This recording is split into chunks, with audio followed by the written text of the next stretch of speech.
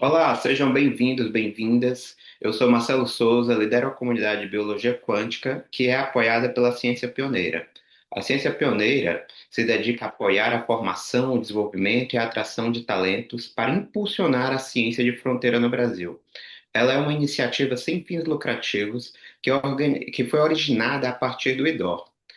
E hoje a gente tem o prazer de apresentar mais um episódio da série de conversas com os autores que contribuíram para o nosso Research Topic em Quantum Biology, que foi publicado na revista Frontiers. Essa publicação foi inédita e é interessante porque ela foi desenvolvida com uma parceria da Frontiers, do Quantum BioBR Talks, que é o nosso projeto da comunidade que promove o diálogo entre pesquisadores interessados em explorar as interfaces da física quântica e dos sistemas biológicos. Nossa, nós estamos construindo história aqui no Brasil, na biologia quântica brasileira, e é muito bom saber que vocês todos fazem parte disso. No episódio de hoje, a gente vai falar com o professor Marco César de Oliveira, que, além de um grande amigo, uma pessoa que eu admiro muito, também foi nosso colaborador, nosso colega que atuou como autor aqui do paper Quantum Phenomena in Biological System. O professor Marcos é professor titular e atualmente diretor do Instituto de Física Gleb Vatagen, da Unicamp.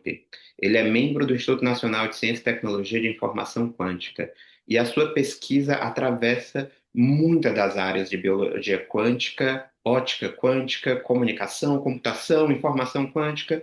Então, assim, é um papo muito profundo, muito interessante que a gente vai bater hoje com o professor Marcos. Então, assim, para começar, Marcos, como que você explica como você resumiria a ideia principal do artigo, pensando aqui não só no público técnico, mas no público mais amplo, né? No público em geral? Bacana, muito obrigado, Marcelo, pela introdução, né? E é um prazer, né, estar aqui com vocês falando um pouco sobre esse trabalho. A ideia desse trabalho foi tentar juntar alguns elementos históricos até e importantes, relevantes, onde a gente tem princípios, né, em que você consegue explicar fenômenos, alguns fenômenos de cunho biológico, da química que ocorre, né, em sistemas biológicos, que ela só pode ser explicada se você utiliza elementos quânticos, tá? Então, a origem, né, desse artigo foi na tentativa de fazer realmente uma recapitulação de todos os fenômenos do ponto de vista de fenômenos que já estão mais ou menos bem estabelecidos com essa investigação, até situações mais de fronteira, em que a gente está tendo novas ideias ainda surgindo, né? Nossa, perfeito. E para nós que estamos trabalhando na biologia quântica, sempre fica essa questão, né? O que é que realmente é quântico na biologia? E então, eu gostei muito de ter lido o seu artigo e dos seus colegas, né, dos colaboradores, justamente por essa marcação muito clara. Olha, a biologia quântica realmente existe como fenômenos que só acontecem nos sistemas biológicos. Por conta da mecânica quântica. Assim, quais esses fenômenos que você, do ponto de vista pessoal, considera mais interessantes, que mais chamam a tua atenção, mais surpreendentes? Em particular, né, a teoria, né, da visão, que ela é já mais estabelecida, né, que toda vez que você tem um processo de absorção de luz, que nós físicos gostamos de chamar de processos que envolvem fótons, você tem um processo quântico intrinsecamente envolvido, né? Mas existem mecanismos explícitos, como, por exemplo, que combina o mecanismo da visão, que é coberto lá com um mecanismo, por exemplo, de orientação com o campo magnético, que é o que dá origem, né, à orientação de pássaros migratórios, alguns pássaros migratórios, pelo menos, que é muito interessante, porque ela envolve não só processos óticos, como o que a gente chama de magneto-óticos, ele depende, né, do campo magnético, e depende de grau de liberdade de spin, que é algo, né, intrinsecamente quântico. Então, além dessa absorção de fótons, você tem a contribuição óbvia ali de uma dependência desses estados de spin, né, dentro da transição. E isso é muito bacana, porque isso pode ser, né, não só a gente tentar entender a natureza, né, tentar entender como que esses fenômenos acontecem dentro de uma maneira relativamente simples de explicar, que é o mecanismo de pares radicais, como também pode dar margem, né, à investigação de novos sensores, né, processos químicos, que envolvem processos químicos, que utilizariam isso para a nossa realidade, a gente copiar a natureza, né, de uma maneira inteligente. Maravilha, maravilha. Eu vou querer voltar nesse aspecto da biomimética, né, de nossas tecnologias imitando a natureza, mas antes disso, eu vou te fazer uma pergunta que, como a gente diz no Ceará, é cabreira. Como explicar spin e graus de liberdade de spin para esse público mais amplo que nos assiste? Muito O que bacana. seria, né? De uma forma, eu sei que é muito difícil, uma explicação assim, mas Não, peço. efetivamente, né, a gente tem, normalmente você tem o que é chamado de momento angular, né, o momento angular orbital, que é associado, por exemplo, toda vez que você tem um corpo circundando o outro, né, ou girando em torno de outro, como, por exemplo, a Lua gira em torno da Terra, a Terra gira em torno do Sol, o eixo que define esse eixo de rotação está associado ao que a gente chama de momento angular. Só que tem algo, né, que é muito curioso, que ocorre na natureza quântica apenas, que o nome spin, ele é um nome, é o melhor que se conseguiu, mas ele significa como se fosse girar, girar em torno de si mesmo. Mas o significado quântico não tem nada a ver com isso. Ele, na verdade, porque a primeira vez que esse nome apareceu, ele está associado a elétrons que nem tem estrutura, que significa que a gente, né, na física até hoje não conseguiu encontrar, né, se ele tem algum volume. Ele é um ponto, né? Uma partícula pontual. Então, é uma partícula pontual.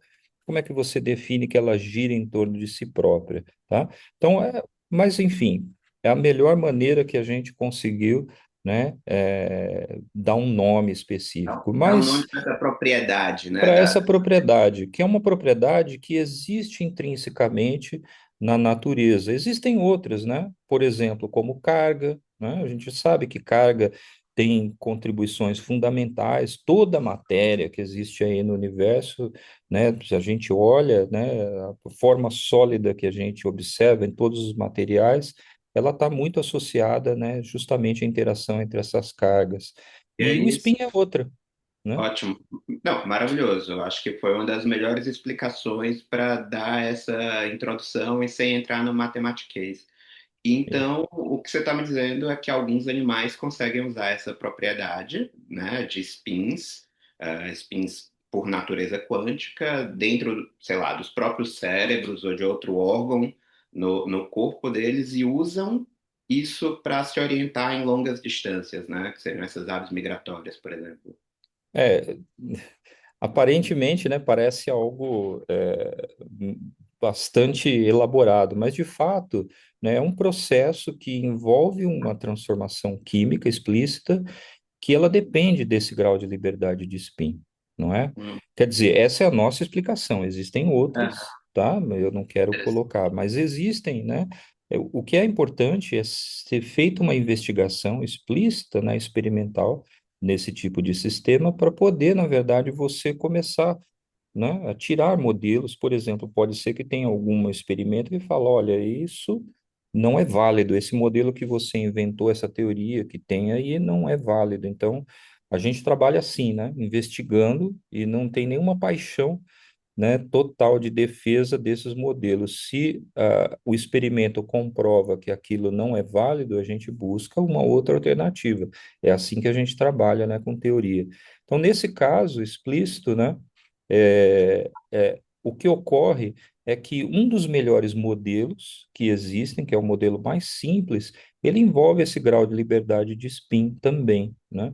E o que nós procuramos agora, né? Esse grau de liberdade de spin, ele ocorre em determinadas moléculas, tá? Então, isso que são supostamente ocorre nos criptocromos, que todos os seres vivos essencialmente têm, e ele, dentro de uma determinada reação química, você teria um caminho para essa reação, né, o que a gente chama de caminho para recombinação, que ela levaria a uma diferenciação, né, desse campo magnético, da orientação do campo magnético na Terra, né? Legal, legal. Pássaros não são os únicos animais que têm sensibilidade ao campo magnético. As abelhas têm também, o salmão, né, também se Ah, nossa, utiliza. interessante, É, não sabia do salmão. é. Ah, que interessante. O Deixa eu te mecanismo não tenho certeza, né? Assim, se ótimo. poderia ser descrito da mesma forma. Não, super interessante. Mas me diz uma coisa, voltando agora à parte da biomimética, assim, que tipo de tecnologias a humanidade pode desenvolver a partir desse conhecimento, né? Que, assim, às vezes parece uma curiosidade de cientista que está ali dentro do laboratório, um teórico, ou então um experimental que está estudando uma coisa muito específica, mas não, né? Assim, a gente pode desenvolver tecnologias a partir desse conhecimento fundamental e tecnologias que beneficiam muito a humanidade.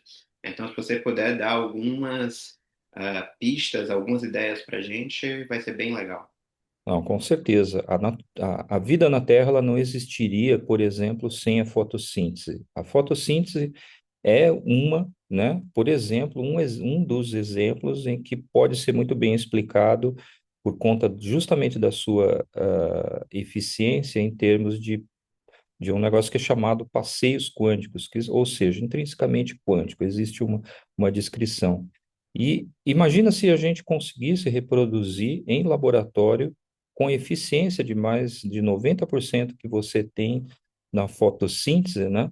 Se você conseguisse gerar processos de produção de energia seguindo esses processos. Então, não nem dá para falar, né, de quão útil, né, não dá para mensurar quão importante é isso, né, para a natureza. Porque se a gente conseguisse fazer isso, a luz do sol a gente tem à nossa disposição, a gente conseguiria gerar, se não energia elétrica de forma direta, né, algum tipo de interconversão de energia que depois se transforma em energia elétrica e pronto, a gente tem, né, algo extremamente eficiente.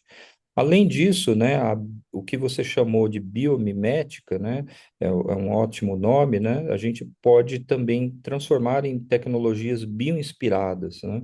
Isso não cobre só sistemas quânticos, obviamente, com base quântica, mas a vantagem aqui no caso quântico é que a gente consegue atingir níveis de precisão, né, que são, em princípio, podem ser atingidos pela natureza de uma maneira incomparável, de outra forma. Então, por exemplo, né, uma maneira da gente, imagina que a gente tivesse dominasse essa tecnologia de orientação magnética, né?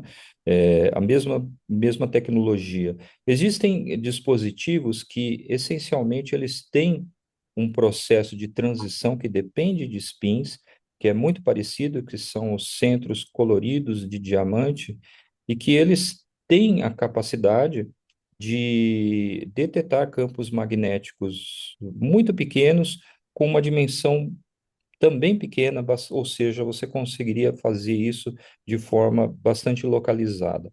Hoje, os melhores sensores magnéticos que a gente tem, eles trabalham a temperaturas muito baixas, né? E todo mundo que faz uma ressonância magnética nuclear sabe, né, do tipo de equipamento que está envolvido. Então, né, um paciente que entra numa máquina, né, que faz essa medição da ressonância magnética, ela essencialmente ela mede o campo magnético por conta que correntes, né, do nosso corpo, correntes elétricas, elas geram campo magnético.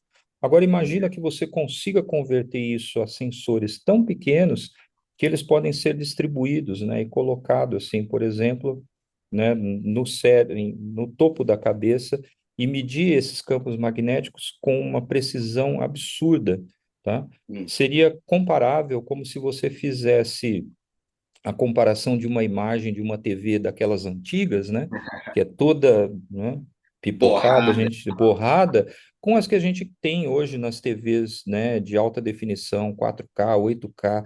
Então imagina que você tem uma imagem dessa, né, desses campos magnéticos do cérebro, tá, tão bem assim. Então essa é a ideia, né? Se a gente tenta copiar esse tipo de processo, né, e esse tipo de tecnologia, adaptá-la, né, para algo que a gente não consegue nem imaginar, né, o quanto de aplicação teria, né, com certeza a gente tem, né, uma vantagem muito boa.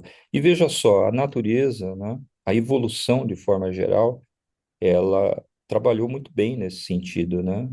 Existem vários exemplos, né, de sucesso na natureza e que a gente deve copiar de alguma maneira ou de outra, independentemente de ser quântico, né? Mas é claro que no nosso caso específico a gente busca esse regime quântico por conta dos limites de precisão que a gente pode ter, tá?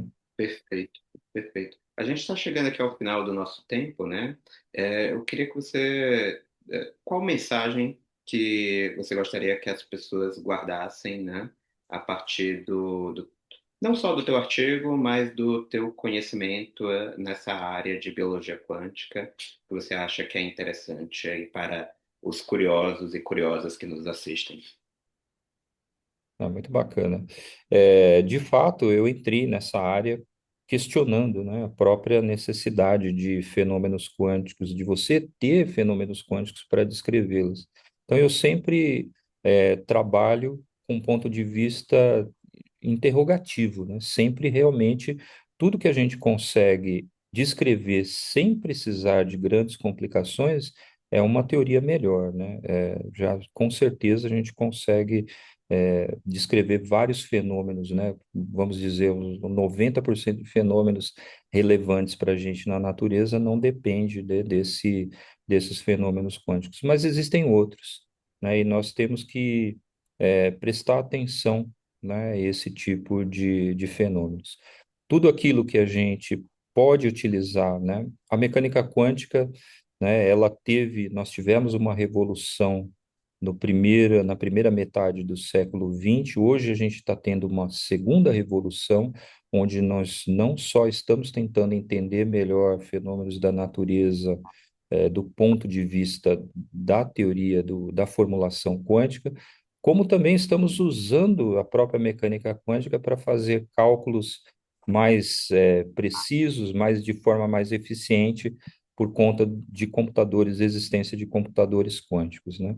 Eu acho que é uma área extremamente estimulante, né?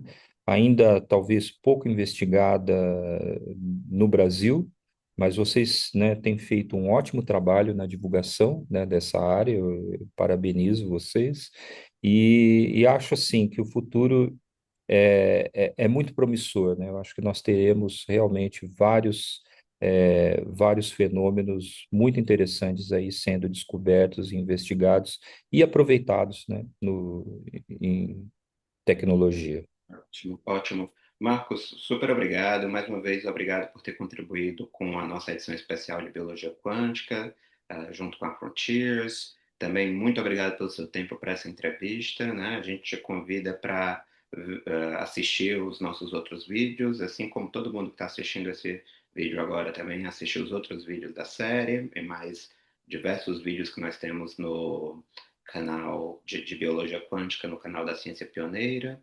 E também, para quem está curioso, quer falar com a gente sobre biologia quântica e muito mais, é só mandar um e-mail para o e-mail que aparece aqui embaixo na descrição desse vídeo. Até a próxima. Mais uma vez, muito obrigado. Até mais.